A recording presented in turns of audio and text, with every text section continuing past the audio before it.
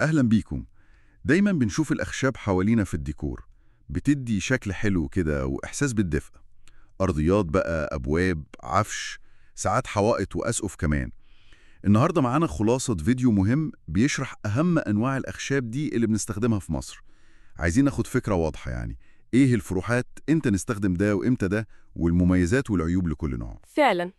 هو عالم الأخشاب ده كبير قوي ومتنوع، بس احنا النهاردة هنركز أكتر على الأنواع الشائعة في التشطيبات جوه البيوت والمكاتب، وهنقسمهم كده يعني مجموعتين رئيسيتين: الأخشاب الطبيعية والأخشاب الصناعية. تمام، خلينا نبدأ بالطبيعي الأول. أصل دايما الواحد بيبقى محتار بين جمال الطبيعي وإن الصناعي ممكن يكون عملي أكتر. أول نوع دايما بنسمع عنه وبيكون منتشر قوي هو الخشب الموسكي. هل ده فعلا اختيار كويس؟ بص، الموسكي هو فعلا أكتر حاجة منتشرة، وده لأنه أرخص واحد تقريبا. عشان كده بتلاقيه كتير في حلوق البيبان والشبابيك، وممكن في أرضيات بسيطة لو الميزانية محدودة قوي. بس هو عيبه الأساسي موضوع العقد اللي بتكون في الخشب نفسه. العقد دي. بالظبط. وخصوصا العقد الغامقة دي ساعات بتبقى نقطة ضعف في اللوح، يعني ممكن تفك أو تسقط مع التقطيع أو حتى مع الوقت والاستخدام. يعني الأفضل نتجنبه لو في مكان فيه حركة كتير أو ممكن يتخبط؟ يفضل طبعا. لو حاجة محتاجة متانة بجد، الأفضل نشوف بدايل تانية تكون أقوى منه. الموسكي يمشي الحال في حاجات معينة قوي. فهمت.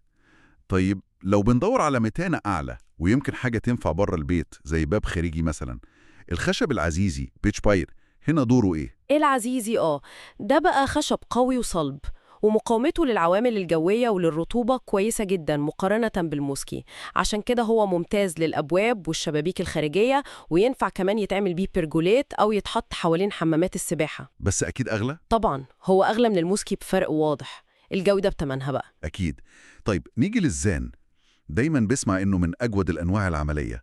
هل فرق الجودة ده كبير لدرجة إنه يستاهل فرق السعر عن الموسكي لو بنعمل أرضيات مثلا؟ الزان خشب ممتاز فعلا، يعني هو صلب وعملي جدا، وشكله كمان حلو. بنستخدمه كتير في الأرضيات وفي الأساس اللي محتاج متانة وعايزينه يعيش. الفرق بينه وبين الموسكي في الجودة كبير طبعا، ويستاهل لو الميزانية تسمح. ليه ألوان مختلفة كمان؟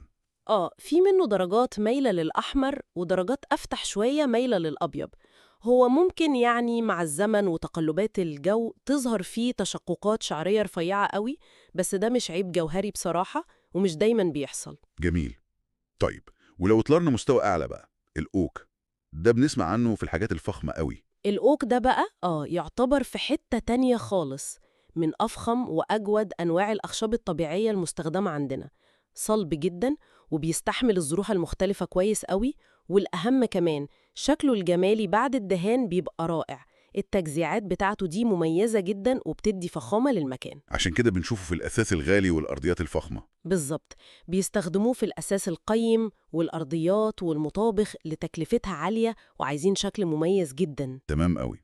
كده أخدنا فكرة كويسة عن أشهر الأنواع الطبيعية. طيب نيجي بقى للأخشاب الصناعية. أكيد ليها استخداماتها ومميزاتها. نبدأ بالام دي اف اللي تقريبا بقى في كل حتة دلوقتي. ال MDF ده هو خشب صناعي عبارة عن ألياف خشب مضغوطة بكثافة عالية في الغالب، وده بيديله سطح ناعم ومستوي جدا. ميزته الكبيرة إنه سهل يتشكل بمكانات ال MDC. عشان كده بنشوف بيه ديكورات الحوائط والأسقف المعقدة دي. بالظبط، نقدر نعمل بيه تفريغات وأشكال ديكورية كتير بسهولة. وكمان بيستحمل وزن كويس إلى حد ما، وممكن يتغطى بطبقات تانية تحميه وتديله شكل أحسن. زي إيه طبقات دي؟ ممكن ميلامين أو فورمايكا أو HPL، وده بيكون مقاوم جدا للخدش والاحتكاك.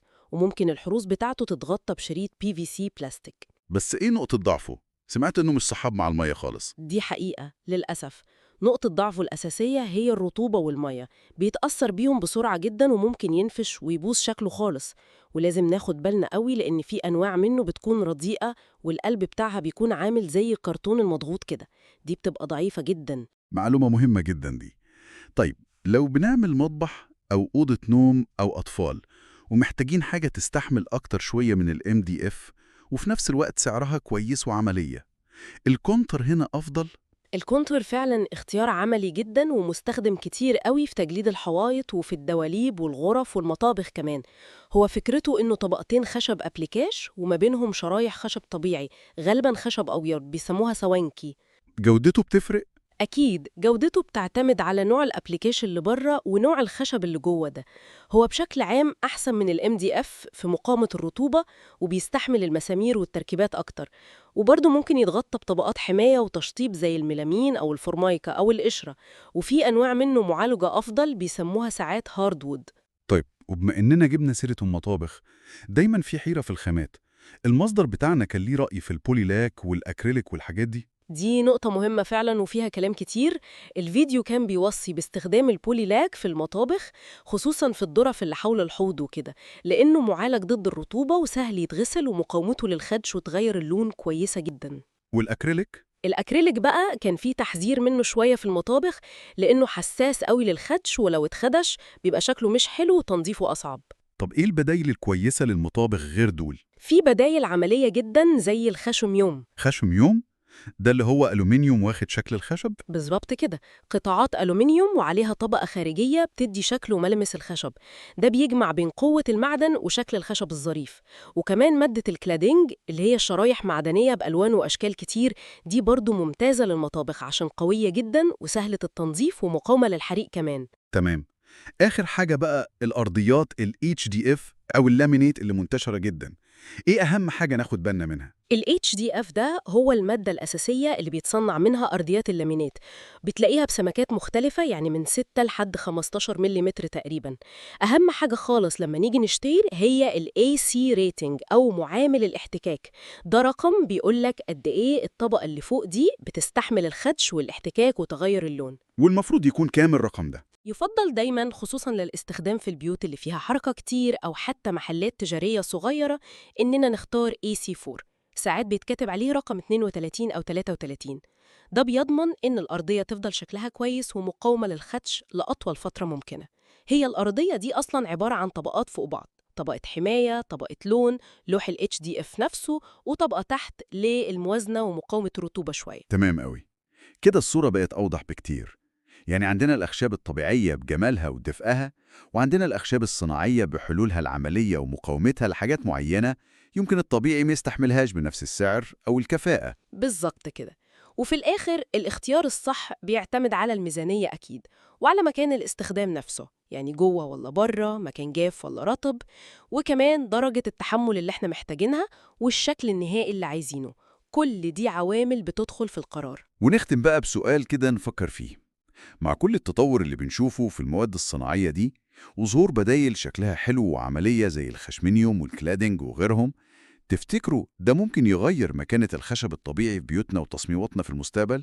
ولا هيفضل دايما ليه سحره الخاص بيه اللي مفيش حاجة تقدر تعوضه؟